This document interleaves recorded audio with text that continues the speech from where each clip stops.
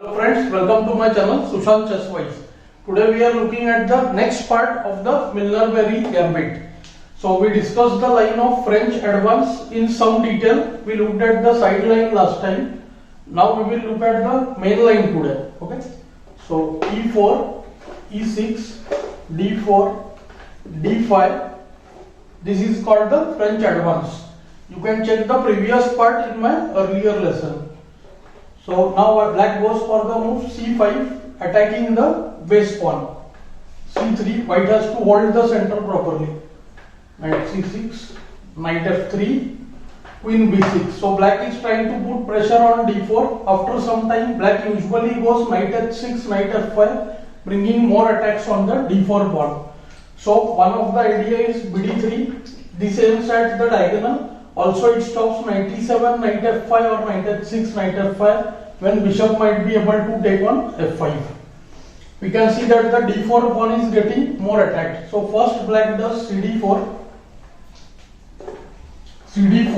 and as we checked in the earlier part, knight d4 is blunder now. So black has to play the move bd7 if he wants to take the pawn. So white goes nc3, castle is also possible. nc3, knight d4, and queen takes d4, and white goes for the move castle. So in the first part we discussed about the move queen into e5 in totality and in full detail. Today we are going to look at the main move for black, that is the move a6. Do note that white is threatening nb5 now. After nb5, bb5 check, the queen would be taken, and other moves are also bad here. Like any move like qb6 will allow bishop e3. If bishop c5, then knight a4 takes, then queen a4 check. That will lead to a winning position. So black plays a6, stopping knight b5. Now the e5 pawn is attacked. So white has got several plans here. Let us understand what are his main ideas. Firstly, white is in hurry to get the bishop out, and he wants to connect the rooks. So queen is looking for an ideal location. See, queen usually wants the g4 and h5 squares, but right now we see e5 is under attack, and black might continue with the move rook c8 or ne7. Usually he quickly goes ne7, nc6, putting more pressure on e5. So white protects e5 first with the move queen e2, and he might bring the f rook to d1. So white sees that these are his open files. So if he wants to play with positional terms, he gets this rook to d1 and the a rook to c1. If white is looking for a kingside attack, then very good plan which we see in most of the lines. King moves to h1 and then f4, f5. Note that this is the base of the black pawn chain, f7. So the next nearest point, f7 is too far. So the next nearest point is e6. So white wants f4, f5. Okay. So now black goes ne7. He tries to attack e5 quickly. So now white has to prepare in such a way that e5 should not be taken. So comes king h1, removing the pin, and now after knight c6, white goes f4. So this move is absolutely necessary, but black now does what? He attacks the d3 bishop. This is one of the most important piece. One grandmaster called Seveshnikov, he once played the move bb1 here. bb1 is perfectly playable, but what I will show you is the move rook d1. And after rook d1, immediately we are trying to do discovered attack by the move bishop a6. We are ready to give up the bishop, but white is looking at some nice positional compensation, and in some lines he wants to get the move f5 very quickly. So now see, nd3 is almost forced, because if he is not doing nd3, then bb1 is also possible. Even be3 will be very dangerous. Once the d3 bishop is protected, we can play the move bishop e3. So knight takes d3, threat is knight f2, so rook takes d3, and if qc4, then we can again attack with b3. So the queen retreats to b6, and here we are at a very important juncture. where I want to show you two different lines. That is why I am considering this in part 2. Part 3 I will devote totally to the rook c8 line. So here I want to show you two ideas for white. One, if we are facing a really strong opponent and we want a position where we will pressurize him positionally, then what we will do? We will play the move bishop e3. So what happens with bishop e3? Bishop into bishop c5, almost forced. Bishop into c5, qc5, and what we want? We want to use the d4 square. See, this is a bad bishop. The bishop blocked by one pawns on the same color which are in the center. So what we want? We want this square for the knight. c3 knight wants to come to d4. So here we can go for the move f5. Very strong move f5. Second idea, we can go for the move queen d2. The knight will come to e2 and d4. Do note that this position after castle, knight e2, something like rook c8, knight d4. See, we covered the c2 square, entry point on the 7th rank, and we are all set to transfer this rook to either h3 or g3, and soon the break f5. This rook mostly belongs to f1, and even this rook can be transferred. This is a fantastic positional position, and do note that all the endgames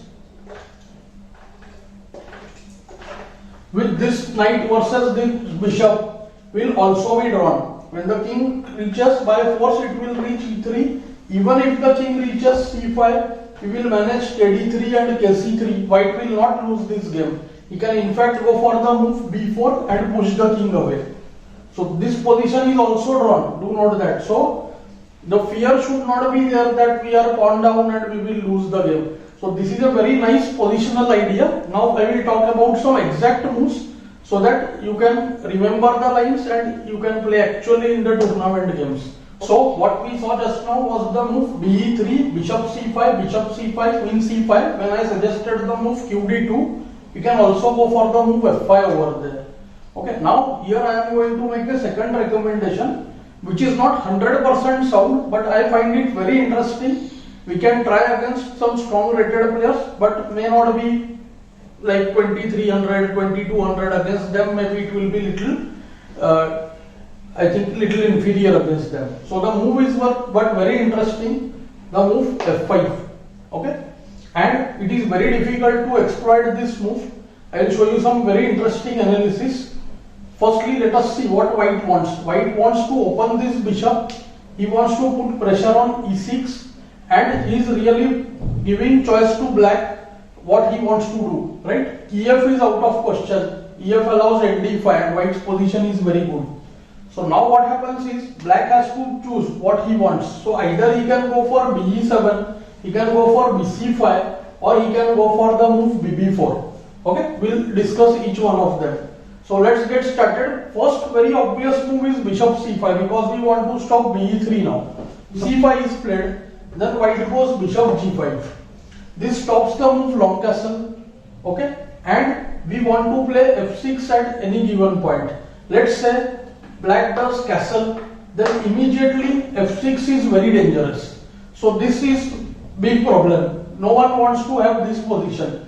Do note the tactic d4, which will happen time and again. This d4 allows ne4, and it looks like bb5 is going to win the exchange. But once the knight comes to e4, we see qg4, bh6 will give us a winning position over there. So it's too late to play d4 at this point. bc5, bg5, h6, bishop h4. Here also I think black is already in some trouble. Now look at the move d4. Whenever d4 comes, white either goes ne4 directly, or usually he goes fe6. This idea we will see time and again. Now see, bishop e6, fe will make the diagonal weak, queen h5 immediately gives winning position, be6, and now see ne4.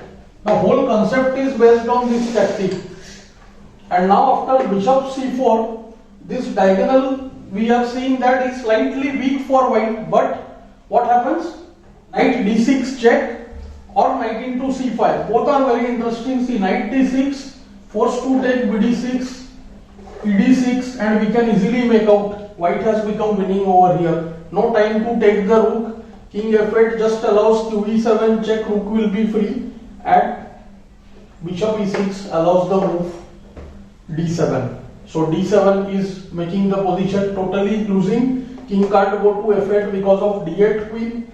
Bishop can't take, bishop is pinned, kd7, and everyone can note after rook d1. It's really game over for black.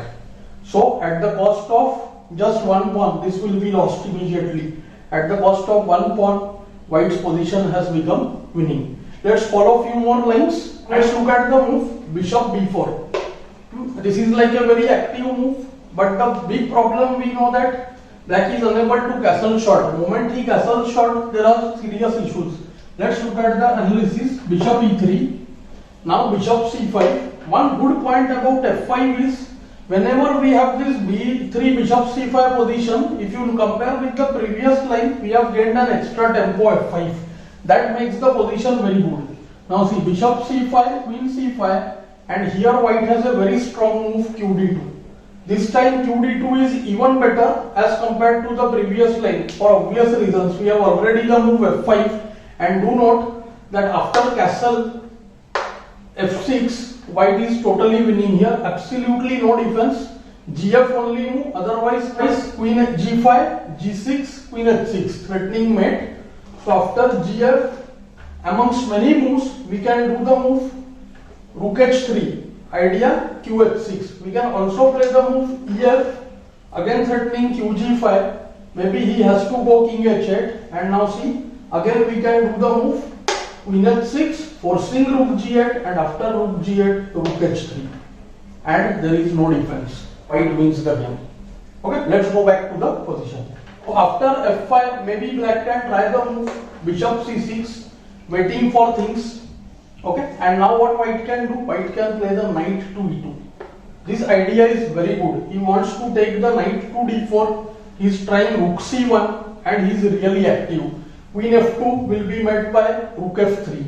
ef is very dangerous. Suppose we don't want to allow ef, we can use the same idea after fe, and here knight e2, knight d4. Do consider the moves like rook f1 also, because now the king is unable to castle short. Maybe we will force him to castle long. Also there is the move qg5. For white, there is lot to choose in the position. qg5 will allow castle very true, but then we can get rook h3 and queen h5. So many options are there. So after be7 also we have got the move bishop e3.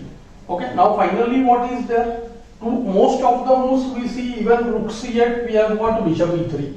Then the same plan, move the queen away and get knight e2 and knight d4. That plan we will use again and again. White should always look for rook d5 and nd5 sacrifices.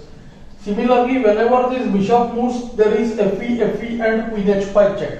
Okay, let's look at one very interesting line, that is d4. I think this is the main move, but very difficult to find. Other moves are offering white very good chances. Now white has to play fe, and just before I told you, see, fe will make things very bad. And after b6, after queen e6, d4 is hanging.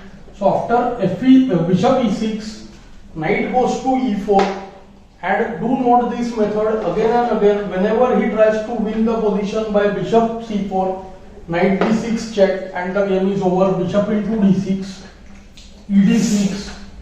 See, forced to play bishop e6 when d7 check, kd7, and here very simple bishop e3. Far stronger than other moves. d4 cannot be protected. Threat is bd4 or rd4. bd4 queen moves, then bg7 check wins the game. So this analysis I think should be very helpful for playing this line. So finally we have got the move bishop e7. I think this could be considered as the last variation. Black may not play bc4. So white goes for the move bg5 now, very strong. Do note that bc4 again loses to nd6. So after bishop into g5, knight into g5, now what is happening? Again the move bishop c4 can be met by the move queen f2.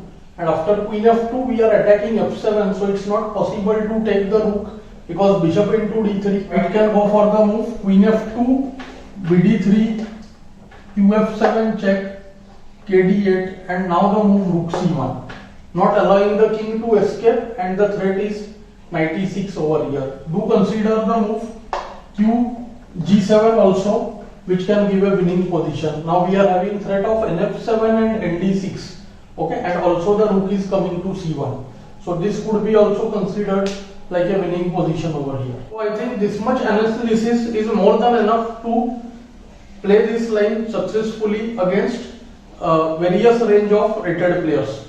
Now we will look at the move rook c8 in the third part of this same opening. I hope you are enjoying these lessons. Do like, share and subscribe the channel. Thanks for your time.